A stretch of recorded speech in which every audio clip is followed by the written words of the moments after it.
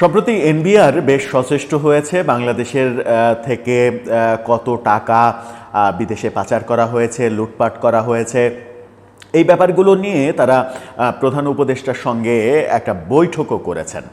এবং সেই বৈঠকে প্রধান উপদেষ্টাকে আমরা বলতে শুনেছি যে কি বলেছেন তিনি বলেছেন যে কিছু মানুষের লুটপাট জাতির সামনে তুলে ধরা হবে। কিছু মানুষের লুটপাট যখন জাতির সঙ্গে তুলে ধরতে চাইছেন এবং এনবিআরের সঙ্গে ক্লোজ ডোর মিটিং করছেন, তাদেরকে বিভিন্ন রকমের পরামর্শ দিচ্ছেন যে কিভাবে লুটপাটের চিত্রগুলো তুলে ধরতে হবে। লুটপাট বলতে মূলত বিগত সরকারের লুটপাটকেই তিনি বুঝিয়েছেন। সেই আলোচনাগুলো যখন হচ্ছে তখন আজকে একটা খবর বেশ চাঞ্চল্যের সৃষ্টি করেছে। সেই খবরে বলা হচ্ছে যে ক্রীড়া উপদেষ্টা, যুব এবং ক্রীড়া উপদেষ্টা আসিফ মাহমুদ সজীব ভুঁইয়া একনেক বৈঠকে নিজের পাওয়ার ব্যবহার করে সমস্ত উপদেষ্টাদের দ্বিমত সত্ত্বেও একটি প্রজেক্ট পাশ করিয়ে নিয়েছেন, যেটা 1200 কোটি টাকারও বেশি।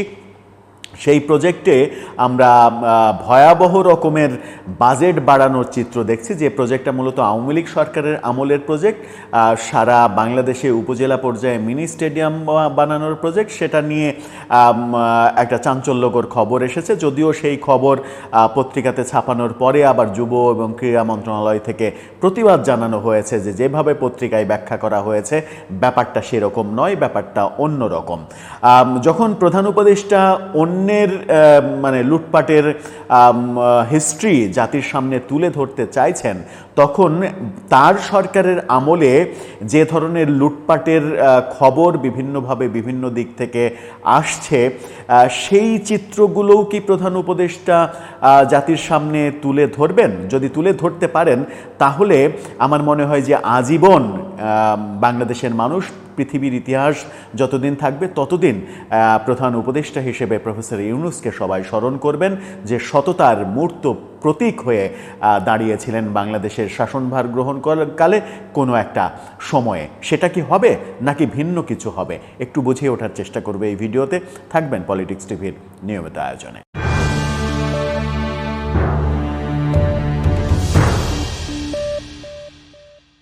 দর্শক, বলছিলাম যে লুটপাটের চিত্র প্রধান উপদেষ্টা জাতির সামনে তুলে ধরতে চান। এনবিআরের কর্তা ব্যক্তিদের সঙ্গে তিনি মিটিং করেছেন এবং কিছু মানুষের লুটপাট যেভাবে করেছে সেটা জাতির সামনে তুলে ধরার তাগাদা দিয়েছেন তিনি।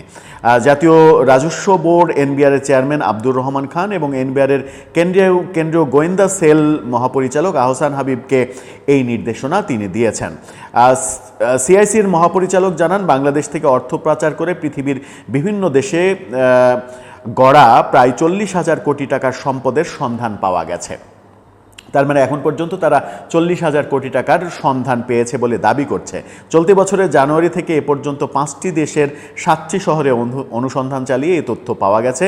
বিস্তারিত জানার পর প্রধান উপদেষ্টা বলেন, অর্থ পাচারের সঙ্গে জড়িতদের চিহ্নিত করে আইনের আওতায় আনতে দুদক, সিআইসি ও পুলিশের সিআইডি সহ অন্যান্য কর্তৃপক্ষের সমন্বয়ে যথাযথ ব্যবস্থা গ্রহণ করতে বলেন। তিনি বলেন, এমন দৃষ্টান্ত স্থাপন করতে হবে যাতে ভবিষ্যতে কেউ দেশের সম্পদ লুট করে বিদেশে সম্পত্তি তৈরি করতে না পারে। খুবই ভালো কথা, খুবই দৃষ্টান্তমূলক একটা কাজ যেটা তিনি নির্দেশ দিয়েছেন। কিন্তু আজকে যে খবরটা সামনে এসেছে যে যুব এবং ক্রীড়া মন্ত্রণালয়ের অধীনে 201টা মিনি স্টেডিয়াম তৈরি করা হবে। এর আগে 186টার প্রজেক্ট ছিল, সেটাকে বাড়িয়ে 201টা করা হয়েছে। এই আসিফ মাহমুদ সজীব ভুঁইয়া সেটা করেছেন। এবং আওয়ামী লীগ আমলে শেখ রাসেল মিনি স্টেডিয়াম প্রজেক্টের নাম ছিল, সেই শেখ রাসেল নামটা পরিবর্তন করা হয়েছে, কিন্তু প্রজেক্টটা রাখা হয়েছে। অনেকগুলো প্রশ্ন এখানে। নাম্বার 1 প্রশ্ন হচ্ছে যে এই সরকার এসেছে শুধুমাত্র নির্বাহী কর্মকাণ্ড পরিচালনার করার জন্য।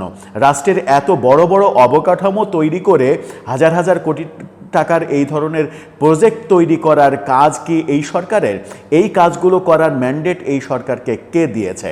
তাহলে এই সরকারেরও কেউ কেউ উপদেষ্টা, কেউ কেউ কি এই ধরনের প্রজেক্ট বাগিয়ে নিয়ে লুটপাটের একটা সাম্রাজ্য তৈরি করার চেষ্টা করছেন?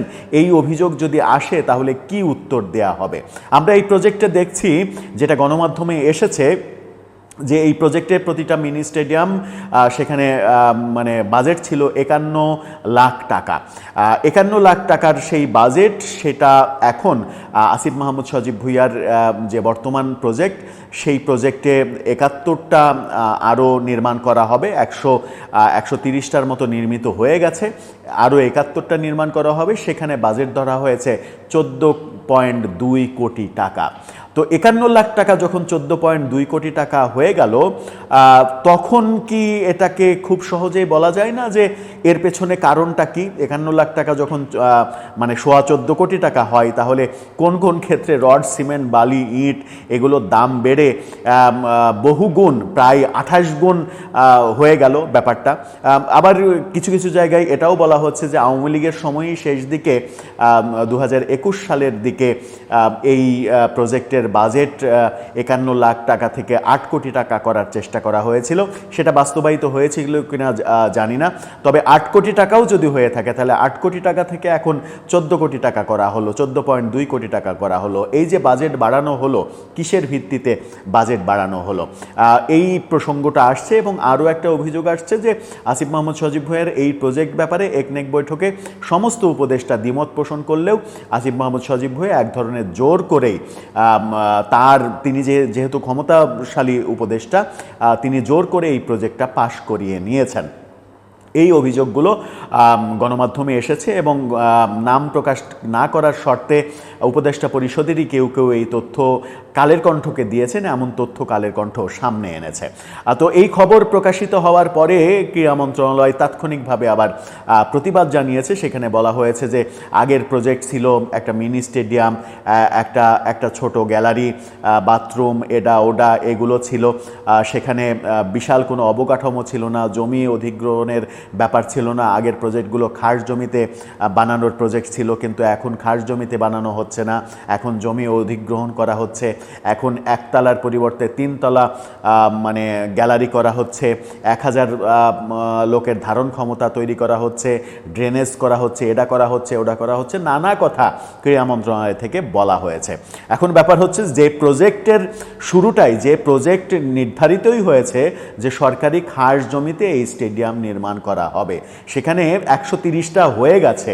নতুন 70টাতে এসে আপনি জমি অধিগ্রহণের প্রসঙ্গ সামনে আনলেন কেন? প্রজেক্টটাই তো গ্রহণ করা হয়েছে খাস জমিতে করার জন্য।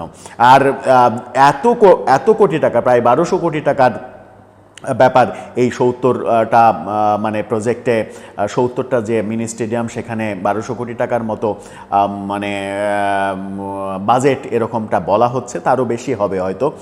সেই টাকাটা যে খরচ করা হবে, আপনি অন্তর্বর্তীকালীন সরকার, আপনার সময়ে এই ধরনের কর্মকাণ্ড, অর্থনৈতিক কর্মকাণ্ড আপনি চালাবেন, অথচ এই সরকারের কাজ হচ্ছে মানে সংস্কার, বিচার এবং নির্বাচন। এই সরকারের কাজ মানে মিনি স্টেডিয়াম বানানো না, অবকাঠামো বানানো না। হ্যাঁ, একেবারে মানে নিতান্তই প্রয়োজন এই রকম কিছু হলে সেটা আলাদা ব্যাপার। যেমন নির্বাচন হবে, নির্বাচনের খরচ দিতে হবে। নির্বাচনকে কেন্দ্র করে স্বরাষ্ট্র মন্ত্রণালয় বলেছে যে পকেট যে ক্যামেরা তৈরি মানে তারা কিনবে, ব্যবহার করবে, সেগুলোতে টাকা খরচ হবে। এই রকম যে ব্যাপারগুলো রয়েছে, কোনো সংস্কারে যদি টাকা খরচ হয় সেটা হবে।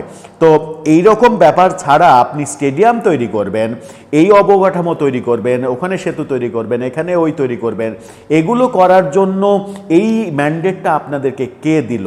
এটা একটা বড় বিষয়। আবার প্রধান উপদেষ্টা যখন বলছেন যে কিছু মানুষের লুটপাট জাতির সামনে তুলে ধরা হবে, তখন কি এই আসিফ মাহমুদ সজীব ভুঁইয়ার যে পিএস, সে যে 350 কোটি টাকার মালিক হয়েছে, সেই চিত্রটা, সেই পেছনের চিত্রটা তুলে ধরা হবে? এনসিপি নেতা সালাউদ্দিন তানভীর যে নয়া দরবেশ, তার যে দুর্নীতি লুটপাটের যে চিত্র এবং পাঠ্যপুস্তক বোর্ডে যে দুর্নীতি লুটপাট হয়েছে, সেই চিত্রগুলোকে তুলে ধরা হবে?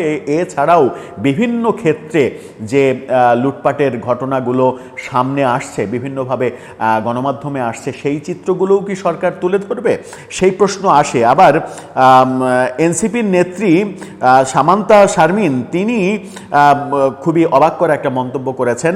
ডিবিসি নিউজ এই খবরটা করেছে, আপনারা খবরের ফটোকার্ডটা দেখে নিতে পারেন। সেখানে সামান্তা শারমিন একেবারে অভিযোগ করছেন যে ওনার জন্য দেশের মানুষ সব কিছু বিলিয়ে দিতে রাজি ছিল, উনি নোবেল পুরস্কার ট্যাক্স ফ্রি করতেছেন, উনি এসে নিজেদের প্রতিষ্ঠানের মামলাগুলো উইথড্র করতেছেন। তার মানে হচ্ছে সামান্তা শারমিনও সরাসরি প্রধান উপদেষ্টার দিকে আঙুল তুলেছেন যে যার প্রতি মানুষের কোটি কোটি মানুষের এত আস্থা ছিল, তিনি সরকারে এসে নিজের স্বার্থ উদ্ধার করার চেষ্টা করছেন। এবং প্রধান উপদেষ্টার বিরুদ্ধে যে ধরনের অভিযোগ যে বিভিন্ন প্রতিষ্ঠানের লাইসেন্স দেওয়া, সেই চিত্রগুলোকে জনগণের সামনে পরিষ্কার করা হবে, সেটা একটা বড় প্রশ্ন। কারণ আপনাকে সততার কাণ্ডারি হতে হলে, আপনাকে মানবতার ফেরিওয়ালা হতে হলে, আপনাকে দৃষ্টান্ত তৈরি করতে হলে এই দৃষ্টান্ত তৈরি করতে হবে, এমন দৃষ্টান্ত তৈরি করতে হবে যেখানে মনে হবে যে আপনার নিজের ভুলটাও আপনি প্রকাশ করে দিলেন যে আমার এই ভুলটা হয়েছে, এই যে জাতির কাছে আমি ক্লিয়ার করে দিলাম। তাহলেই আপনি আগামী দিনে একজন সত্যিকারের আইডল হবেন। সারা জীবন এই জাতি, বাঙালি জাতি যতদিন থাকবে ততদিন জাতি আপনাকে স্মরণ করবে। নতুবা